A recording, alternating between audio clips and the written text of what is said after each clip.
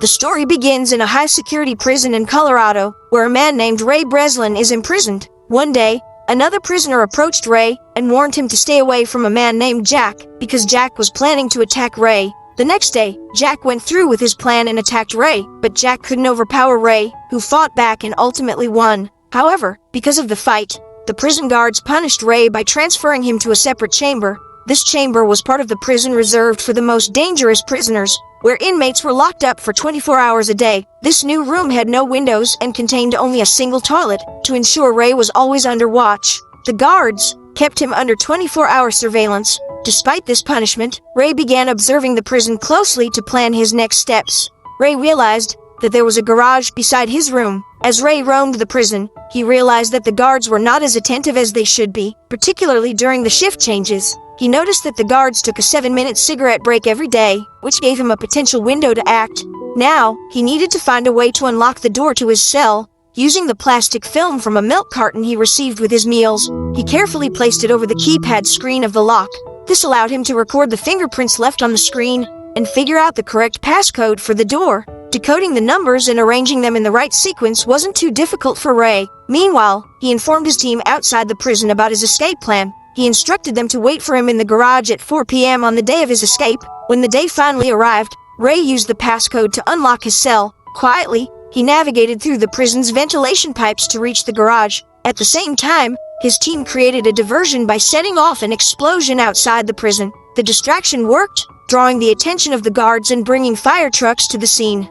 Seizing this opportunity, Ray slipped out by clinging to the underside of one of the fire trucks. Although his team came to pick him up, they eventually left him stranded on an empty road. Soon after, the police captured Ray. However, a man named Lester arrived and convinced the authorities to release him. Lester and Ray then went to meet the head of the jail, where it was revealed that Ray wasn't actually a criminal. Instead, he was the owner of a security company that specialized in testing the security systems of prisons worldwide. Ray's job was to infiltrate prisons under the guise of a prisoner, identify weaknesses in their security, and provide recommendations for improvements.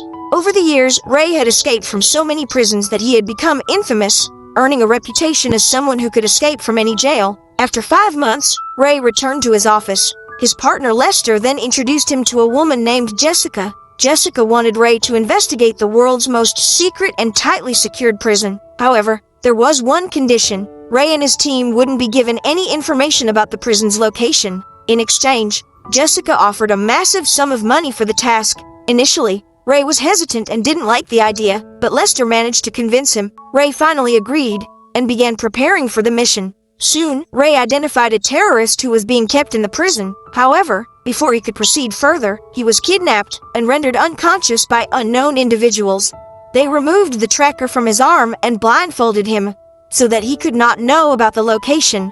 When Ray woke up, he found himself inside the mysterious prison, locked in a glass box surrounded by other prisoners. He quickly realized that he had no idea where the prison was located. Then Ray met the warden of the prison, Hobbs, but Ray was told that the warden's name should be Marsh, and Ray began to suspect that something was off. When Ray tried to use a special emergency code that was supposed to get him out of the prison, the guards ignored his request and sent him back to his cell. Meanwhile, outside the prison, Abigail and Harsh were desperately trying to track down Ray's location. Inside the prison, Ray observed that all the guards wore identical clothes and masks, and they used extreme violence to control the inmates. Ray later met another prisoner named Emil, who confided in him. Emil revealed that he hadn't committed any crime, but was imprisoned because some people wanted to know about his boss's location. Ray soon realized that none of the inmates were actual criminals. Instead, the prison was a secret torture facility where the rich and powerful paid to have their rivals punished. Now, Ray had to move to the area where the most dangerous prisoners were kept.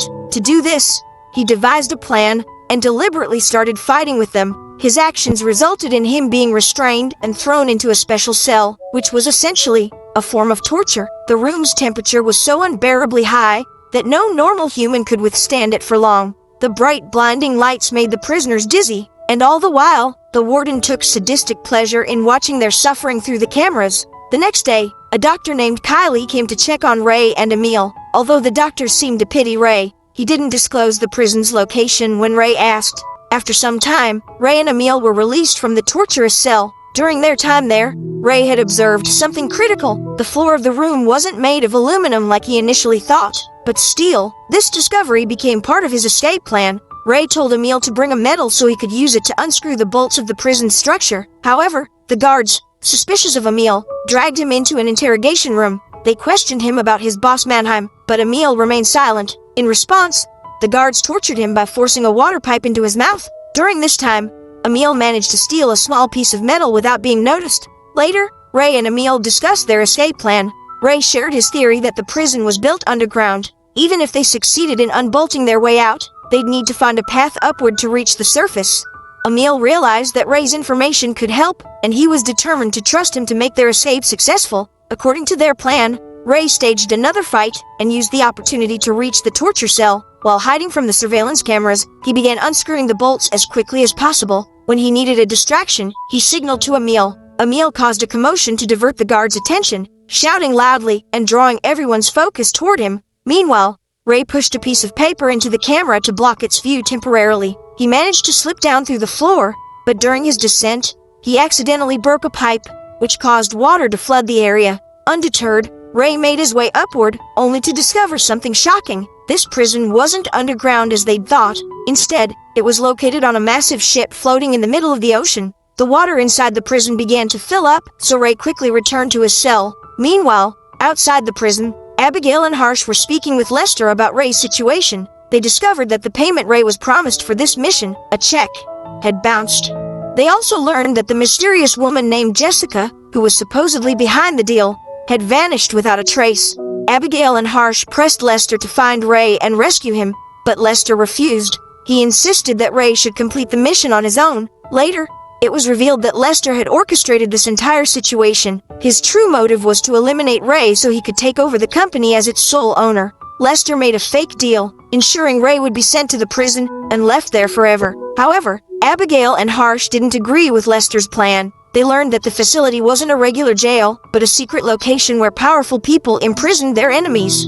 Despite this, they couldn't figure out its exact location. Inside the prison, Ray and Emil were working to identify where they were. Ray approached the doctor for help, but the doctor initially refused. Determined, Ray stole a mattress and crafted a device called a sextant using the materials available. With this device, he could calculate the coordinates of the ship's location. However, to use it, he needed access to the ship's upper deck. To get there, Ray enlisted the help of a prisoner named Javid. Javid pretended to be a spy for the warden and, in return, requested permission to pray in the open air. The warden, unaware of their plan, granted his request. Using the sextant, Javid calculated the ship's position and discovered they were in the Atlantic Ocean near Morocco. Emil then revealed that he had a friend in Morocco who could help them. If they managed to send their location to this friend, he could mobilize a team to rescue them. Ray convinced the doctor to assist them once again. Late at night, the doctor secretly wrote an email to Emil's friend, providing the exact coordinates of the prison. Finally, the day of escape arrived. Javed created a diversion by giving false news to the warden, claiming that a big fight was about to break out in Block A. Upon hearing this, the warden immediately sent most of the guards to Block A, leaving only 2 guards in their area. Taking advantage of this, Ray and the prisoners began fighting among themselves, creating chaos and distracting the remaining guards. In the midst of the chaos, Emil, Ray, and Javed made their way to the upper part of the ship. However, the warden quickly locked down the entire prison, sealing all doors. Before they could reach the top, every exit was blocked, forcing them to retreat. Meanwhile, Emil's friend arrived in a helicopter with his team, ready to assist. However, inside the prison, a fierce gunfight erupted between the guards and the prisoners, making the situation even more dangerous. As they pressed on, Javed was suddenly shot by a guard, making it hard for him to continue. Ray decided to head to the control room to cut off the ship's electricity, which would unlock the upper doors. He asked Javed to stay behind and rest while he went ahead. Javed, knowing he wouldn't survive much longer, encouraged Ray to keep moving. Left with no choice, Ray had to leave Javed behind. Tragically, the guards caught and killed Javed shortly after. Despite the challenges, Ray successfully cut the power, unlocking the doors. At the same time, another prisoner, Emil, rushed to the upper deck, aiming to reach the helicopter. However, the guards started attacking them. Emil's friend in the helicopter bravely held his ground, fighting off the guards while waiting for Ray. Meanwhile, Ray found himself trapped in a water tank. As the guards closed in on him, Thinking quickly, he opened the tank's door and jumped straight into the ocean. From the helicopter, Emil spotted Ray struggling in the water and immediately threw down a ladder. Ray grabbed onto it and climbed aboard the helicopter. Once on the helicopter, Ray aimed his weapon at the ship's oil tanks and fired relentlessly. The resulting explosion destroyed the entire prison ship, killing the warden and his guards in the process. Ray and Emil successfully escaped and eventually reached Morocco. Upon reaching the shore, a car was waiting for them. To Ray's surprise, Jessica stepped out of the vehicle. She was the same woman who had sent him to the prison. Ray was stunned when she revealed that she was actually Emil's daughter. Even more shocking, it turned out that Emil was the real boss, Mannheim, who had been hiding his identity to protect himself. Jessica explained that her real motive for sending Ray to the prison was to rescue her father, who had been unjustly held there. She also revealed Lester's betrayal and his alliance with the warden.